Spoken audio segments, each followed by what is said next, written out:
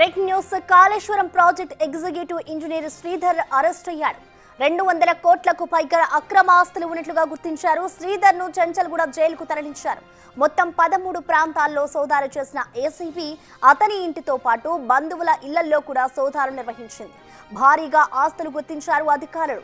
తెల్లాపూర్లో villa, షేక్పేట్లో flat, కరీంనగర్లో 3 ఫ్లాట్లు, అమీర్పేట్లో commercial building, Hyderabad, Karimnagar, వరంగల్లో 3 ఇండిపెండెంట్ హౌసులు, అతనికి సంబంధించి 16 ఎకరాల వ్యవసాయ భూమిని అధికారులు గుర్తించారు.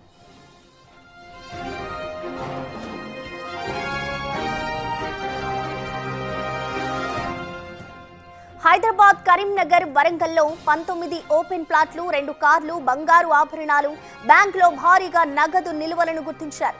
శ్రీధర్ తన పదవిని అడ్డం పెట్టుకుని భారీగా అక్రమాస్తులు కూడబెట్టినట్లు అధికారులు గుర్తించారు. బహిరంగ మార్కెట్లో 100 కోట్ల విలువైన ఆస్తులు ఉంటాయని అంచనా వేశారు అధికారులు.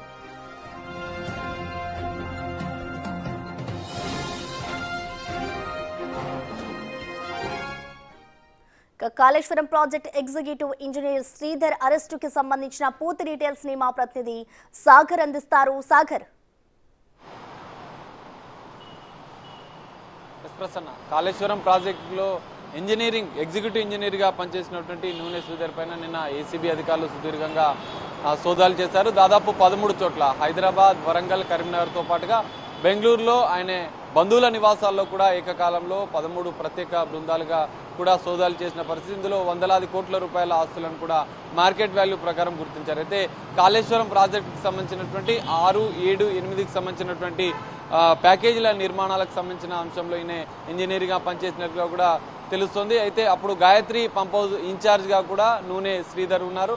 ఆ సమయంలోనే బాహుబలి భారీ మోటార్లకు సంబంధించిన వాటిని కూడా గాయత్రి పంప్ హౌస్ వారే సప్లై చేసిన నేపథ్యంలో పెద్ద ఎత్తున కాంట్రాక్టర్ల నుంచి నూనె శ్రీధర్ ముడుపులు తీసుకున్నట్లుగా కూడా ఆరోపణలు. అయితే తాజాగా తన కొడుకు వివాహం థాయిలాండ్లో నిర్వహించడం, కోట్లాది రూపాయలు వెచ్చించి నిర్వహించడం, ప్రత్యేక ఫ్లైట్ని బుక్ చేసుకున్నట్లుగా కూడా ఏసీబీ గుర్తించింది. వందలాది కోట్ల రూపాయలు అక్రమాస్తులు గుర్తించిన నేపథ్యంలోనే ఏకకాలంలో దాదాపు 13 చోట్ల సోదాలు చేసింది. హైదరాబాద్తో పాటుగా కరీంనగర్, వరంగల్లో కూడా పెద్ద ఎత్తున వ్యవసాయ భూములు, ఇటు మరోవైపు కమర్షియల్ స్పేసెస్, కొన్ని ఇండిపెండెంట్ ఇండ్లు, దాంతో పాటుగా ఫ్లాట్స్ కూడా గుర్తించినట్లుగా కూడా తెలుస్తుంది. అయితే మనం చూడొచ్చు, ఇరిగేషన్ శాఖలో ఇప్పటికే హరిరామ్ పైన కూడా గతంలో ఏసీబీ సోదాలు నిర్వహించింది. 300 కోట్ల రూపాయలకు పైగా కూడా అక్రమాస్తులు గుర్తించింది. నూనె శ్రీధర్ విషయంలో కూడా ఇప్పటి వరకు మార్కెట్ వాల్యూ ప్రకారం 200 కోట్ల పైగా కూడా ఇవి అక్రమాస్తులు ఉన్నట్లుగా గుర్తించింది. ఇంకా సోదాలు కొనసాగుతున్నాయి.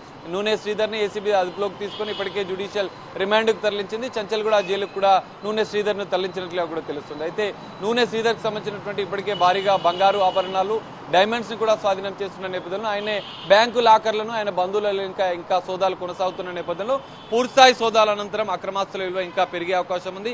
ఇరిగేషన్ శాఖలో ఈయనతో పాటు పనిచేసినటువంటి మరికొంత అధికారులపైన కూడా ఇంకా ఆరోపణలు వస్తున్న నేపథ్యంలో వాటిపైన కూడా ఏసీబీ నజర్ పెట్టింది. వారిపైన వరుసగా ఫిర్యాదులు వస్తున్న నేపథ్యంలో మరికొంత వారిపైన నజర్ పెట్టినట్లుగా కూడా తెలుస్తుంది. నూనె శ్రీధర్ విషయంలో అక్రమాస్తుల విలువ బ్యాంకు లాకర్లు ఓపెన్ చేసిన అనంతరం ఇంకా పెరిగే అవకాశం ఉన్నట్లుగా కూడా తెలుస్తుంది. Prasanna, right, thank you Sagar.